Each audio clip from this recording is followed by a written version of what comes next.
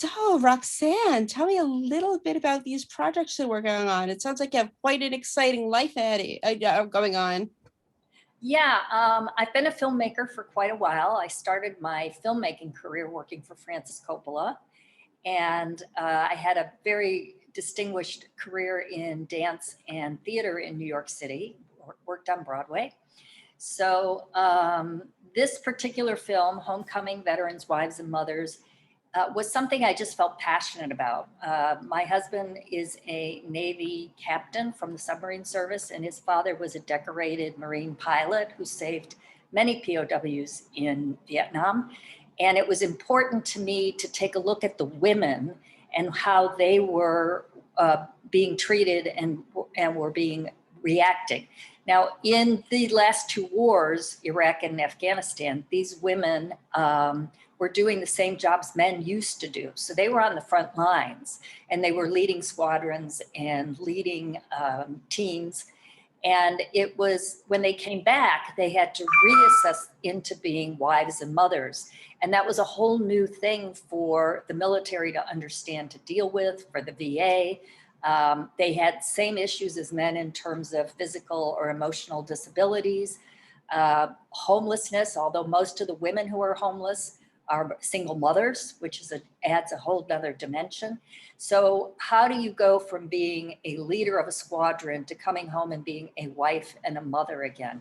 So they were facing basically a new battlefield, and it was the home front. And the VA needed to learn how to take care of these women, how to work with them. They had to pull together. It was the first time ever that there were two people serving at the same time. And sometimes they had to come back and pull together disenfranchised families. One child would be living with grandma, one would be living with an aunt.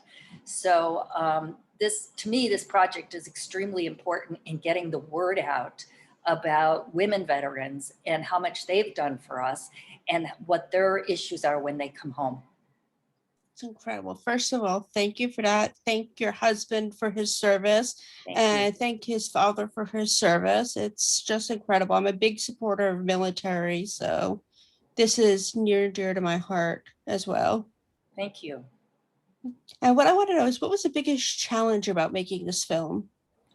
Well, one of the big challenges is, if you know much about the military, the people that are part of it and the families, they are very strong. So they don't believe in whining. They just do the job. And when they come home, they take care of whatever has to be taken care of. So the idea of talking about what the issues were, or kind of, as we would say in our world, whining about it, that's just not part of their world. So some of the women were afraid to speak because they were afraid they would not get promotions, or they'd be looked at as weak if they were still serving with their other comrades. So sometimes it was difficult to get them to really open up completely.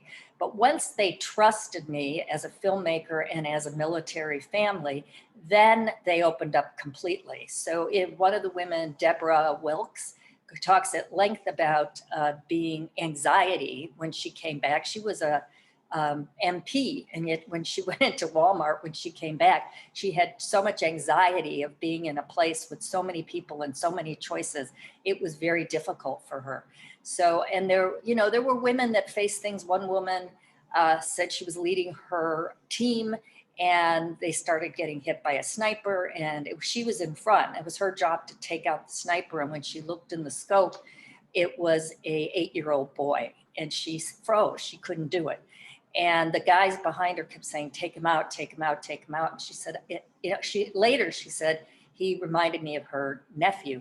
So the men eventually did it. But when she came home, her biggest anxiety, her biggest emotional trauma was that she had let down her team. She had let down her squadron, her team, because she had not done what she was supposed to do. She was leading the people, and she was supposed to take care of the people, her team. So, you have women doing the same jobs men have done for centuries, and yet now they are wives and mothers.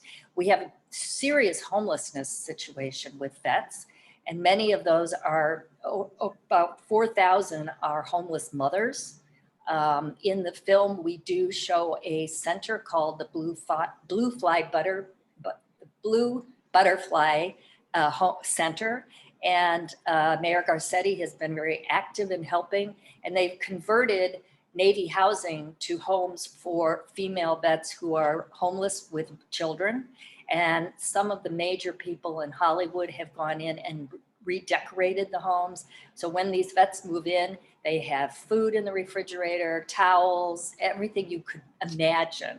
And they're absolutely gorgeous. When we were filming, the whole crew was like, can we move in? So, it was really, they've done a great job with that. We need more of that, more of the things that Linda Miles, who's in this film, she was homeless for 12 years and now she's turned her life around. She got her master's degree in psychology. She runs a veteran center, and she said, you'll see it in the film. She says, my goal is to get every woman every benefit they deserve. And so she's a real advocate and a very verbal speaker about this. That's incredible. And where can people donate to this organization? Linda's organization, you can contact me through my website, and I can put you in touch with Linda and the Blue Butterfly Village and some of the other places that are helping these homeless vets.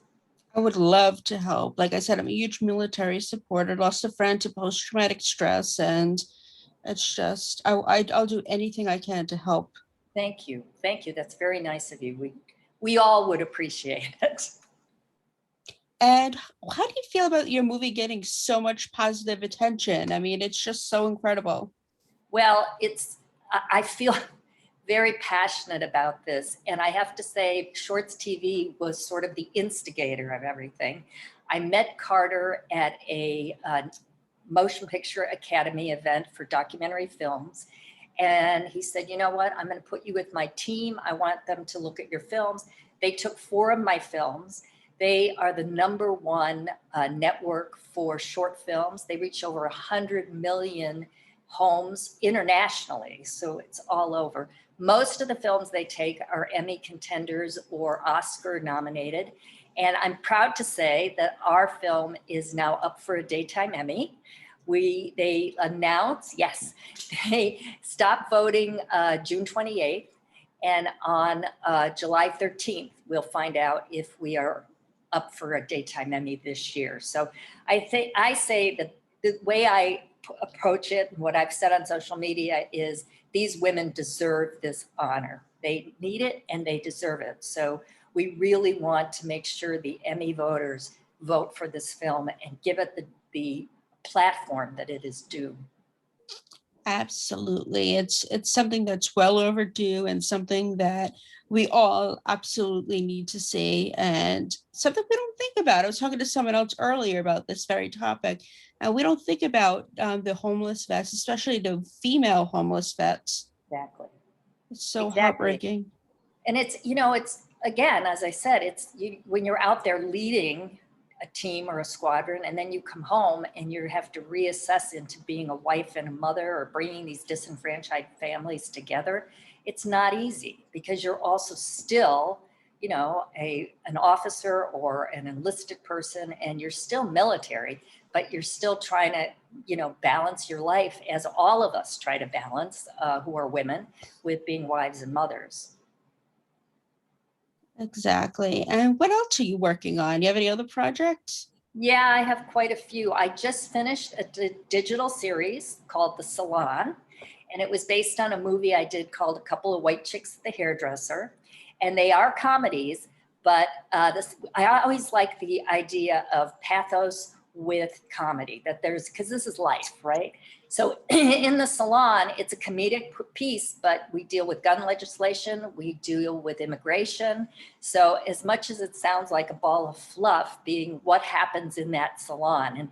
And as many women know, the kind of relationships that are made in a salon are amazing, because you tell people strangers. You tell them your deepest, darkest secrets that you wouldn't tell maybe your family, but you tell them people who are strangers in the salon. And fortunately, Harry Shearer came back. He had been in the original film, and Kate Linder came back. And we also have Sam Rubin did a cameo, which was really fun.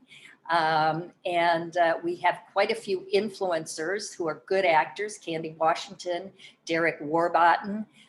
So there's and Luis Lopez plays one of the major roles, Vanessa Garcia. They're all done many series as well as features. And Akende Munkado, I have a African makeup artist in it, and Akende is really African, and he's a wonderful actor, and so he played that role. So it was really just a great piece. So that's my newest project. I have a project that's on a piece of the authoress Pearl Buck's life, and it has a number of major talent attached, and that is hopefully going to be shooting in the next year. And it's a really powerful piece about a woman who was an amazing, before her time, an amazing humanitarian, and saved her organization, Welcome House, saves hundreds of Eurasian and Amerasian children. Wonderful. I'm so proud of you. Good for you. Thank you, Sammi. Thank you. It's nice to hear that. And where can we follow you on social media? I'm on all of the social medias. My website is www.roxannemessinacaptor.com. The salon has its own website called thesalondigitalseries.com. And I am on all the social medias under my name or under my company name, Messina Captor Films. Beautiful. We'll send you a follow. Thank you so much. I really appreciate you, and we will talk again soon. Thank you, Sammi. I appreciate your time, and thank you for promoting this film. Absolutely. We'll talk soon about your next ones. Thank you. Thank you. Bye-bye. Bye.